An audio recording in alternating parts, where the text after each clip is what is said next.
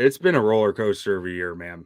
This has been started about as low as you can imagine and just kept going lower for a few weeks somehow, and then now we're back to having some optimism, to feeling something good about the team. And I mean, it's I need to and I've sat on this show talking about how Matt Eberflus needs to be fired, how they need to move on from Justin Fields and all this other stuff, but both those guys deserve their flowers.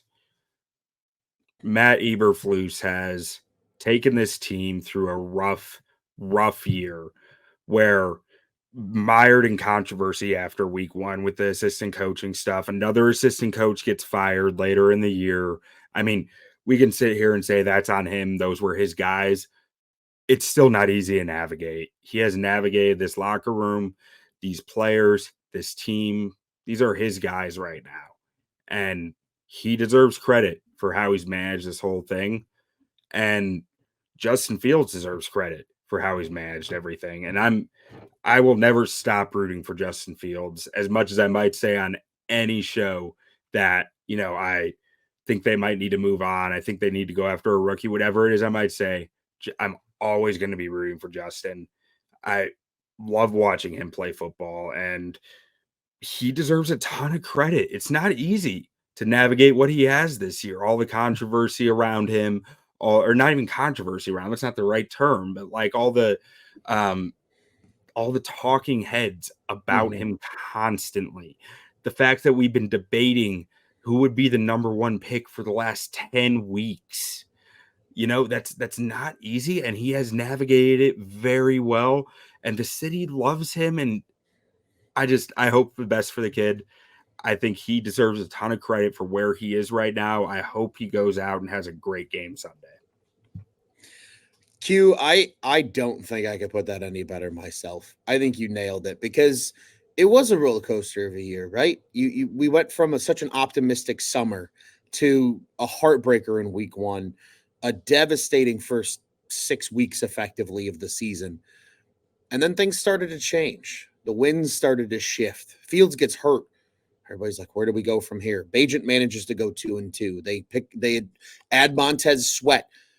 He gets called the worst trade acquisition in all of football by Douche Lombardi on Pat McAfee's show, only to turn around and arguably be one of the best defensive players in football through the final 9 weeks of the season. Hell, he's going to lead the Commanders in sacks, and he hasn't even played for them since the trade deadline. Yeah. Ain't that crazy? Just been a wild year to see this defense go from one of the worst in the NFL to one of the best after that transformation. Eberflus taking over, managing the responsibility of calling a defense while, bringing in Phil Snow to give him some help behind the scenes. Flowers, as you said, to Matt Eberflus this season for navigating the Bears through all the shit that they've gone through. And then to Justin Fields. I'm right there with you, man. I got to watch his first college football game in person. Came in garbage time after Jake Fromm and the boys 30-piece Austin, PA in the first half of opening week, Labor Day weekend back in 2018.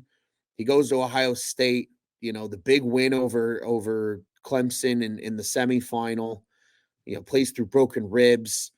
The Bears draft him. I still remember my reaction. I woke up my entire house that night, the night he got drafted by the Bears. I'm right there with you, man. JF1's always going to have a special place in my heart, whether he's a Bear or not next season. I don't know where they're going to go. I hope he's still in Chicago. I am a Justin Fields lover. I think he can be the guy. I think there's ways that they can make it work. We've seen the flashes. I think he is the definition of a quarterback that needs to play with confidence. And I think he's played with confidence ever since he's come back from that injury and taken over since that first Detroit game.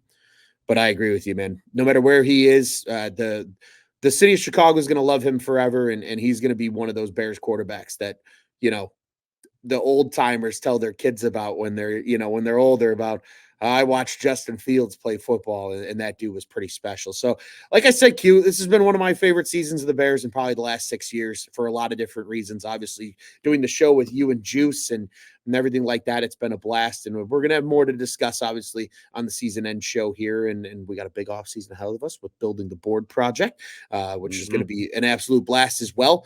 But yeah, man, it has been something special. And Sunday's going to be fun. It's going to be the hell of an explanation point, hopefully, on what was a crazy 2023 Bears season. I hope so, man. Go Bears.